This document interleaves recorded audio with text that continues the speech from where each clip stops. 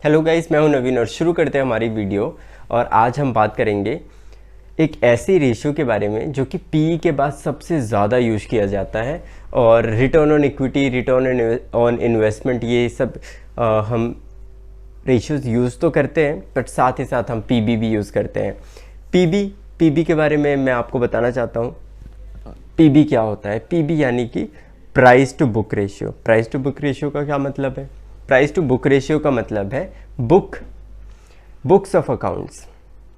Book का मतलब है बुक्स ऑफ अकाउंट बेसिकली। यहाँ पर जैसे आप सपोज़ आपने अगर कोई चीज़ 100 रुपीज़ की खरीदी, ठीक है, और उसके ऊपर 10% का डिप्रिसिएशन है, किसी तरीके से उसका प्राइस कम होता है, तो अगर हम उसे अकाउंट करते तो 90 रुपीज़ की होगी। और उसको ख़रीदने के लिए अगर हम 110 रुपये देते हैं तो प्राइस टू बुक रेशियो क्या हो गया? 110/90 रुपीज़। ठीक है, इसमें हमने जो है 10% का रिडक्शन माना है, पर हमने ख़रीदा 110 रुपये में। ठीक है, तो वॉरेन बफेट कहते हैं कि अगर आप किसी भी चीज़ को प्राइस दे रहे हो तो उसकी बुक वैल्यू से 1.5 गुना से ज़्यादा नहीं होना चाहिए। कितने गुना से? 1.5 गुना से। 1.5 टाइम से ज़्यादा नहीं होना चाहिए। अगर कोई चीज़ 100 रुपीज़ की है अकॉर्डिंग टू द अकाउंट्स, तो आपको 150 रुपीज़ से ज़्यादा उसे नहीं पे करना चाहिए, क्योंकि आपने जो भी चीज़ खरीदी है, जो भी असेट खरीदा है, एक तरीके से आप जब कंपनी खरीदने जा रहे हो तो एक असेट खरीदने जा रहे हैं जो कि आपको कुछ अर्निंग्स बना के देगा।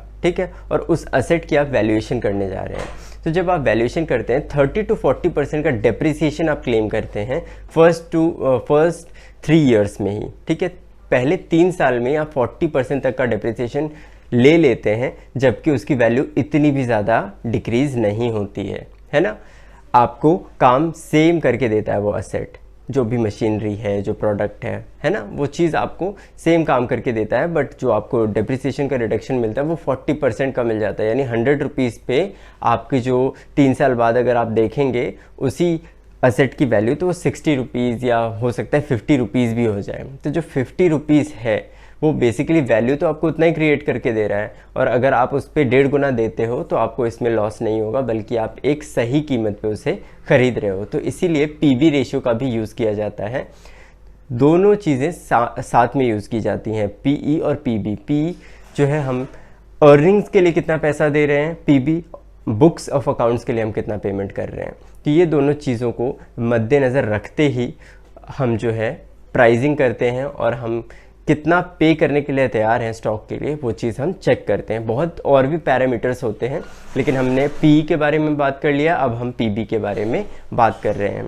पीबी जो है सिर्फ एक तरीके से अकाउंटिंग के बेसिस पे चलता है। उसकी जो बुक वैल्यू होती है वो बैलेंस शीट की वैल्यू से उठाई जाती है, और जो प्राइस अभी आपका स्टॉक मार्केट में चल रहा है उसको न्यूमरेटर में रख करके बैलेंस शीट की जो वैल्यू है उसे डिनोमिनेटर में रख करके हम जो है पीबी की वैल्यू निकालते हैं, और काफ़ी ज़्यादा एफिशिएंट भी ये रहता है। ठीक है, तो इस चीज़ को आप यूज़ कर सकते हैं जब भी आप इन्वेस्टमेंट करें। इन्वेस्टमेंट में बहुत सारे पैरामीटर्स होते हैं, ऐसा नहीं है कि सिर्फ आपको पीई और पीबी के ही बेसिस पे करना चाहिए। बहुत सारी चीज़ें हैं, मैनेजमेंट एनालिसिस और आपका balance sheet analysis, stock market में उसका क्या प्रेडिक्शंस हो रहे हैं, ठीक है, क्या ट्रेंड चल रहा है, मोमेंटम कैसा है, ये सब चीज़ें टेक्निकल फंडामेंटल दोनों एनालिसिस हमें करके चलना होता है। पर जो पीबी रेशियो है वो चीज़ आपको एक तरीके से स्ट्रॉन्गनेस और एक बेस दे देती है कि हमको इसके ऊपर रिसर्च करनी चाहिए। जैसे आप चेक करते हैं तो तुरंत आपको पता चल जाता है, हाँ अर्निंग के हिसाब से तो इसका प्राइस बहुत ज़्यादा है, तो हम उस स्टॉक को एक टाइम के लिए साइड में रख देते हैं कि जब भी इसका प्राइस कम आएगा इसके अर्निंग के हिसाब से तो हम इससे बाई करेंगे। वैसे ही हम पीबी का भी यूज़ करते हैं कि बुक वैल्यू के हिसाब से अगर प्राइस इसका कम होगा तो हम इसे लेंगे। इसका फ़ायदा क्या है? सपोज़ आपने बुक वैल्यू से नीचे ले लिया, ठीक है, बुक वैल्यू से नीचे अगर आपने उस कंपनी के स्टॉक्स ले लिए, तो कल को किसी भी वजह से कंपनी लिक्विडेट होती है, तो जब भी उसकी बुक वैल्यू के हिसाब से बेचा जाएगा, जो भी एसेट्स होंगे, जो भी एसेट्स उसके बेचने वाले होंगे, लिक्विडेटर जो भी आएगा वो बुक वैल्यू के हिसाब से ही उस एसेट को बेचेगा। और बुक वैल्यू में अगर आपको फ़ायदा हो रहा है तो डेफिनेटली आपके स्टॉक प्राइजेस में भी, जितने में आपने ख़रीदा है उसमें भी आपको फ़ायदा होगा। Even if the company is liquidating, किसी भी वजह से कंपनी को बेचा जा रहा है या फिर लिक्विडेटर उसे लिक्विडेट कर रहा है, मतलब कैश में कन्वर्ट कर रहा है, तब भी आपको उसमें प्रॉफिट हो जाएगा अगर आपने बुक वैल्यू से कम में उस प्राइस में लिया हुआ है तो। ठीक है, इसीलिए पीबी ज़रूरी होता है। स्टिल आपको कोई क्वेश्चन होता है तो डेफिनेटली मुझसे पूछ सकते हैं। Thank you so much.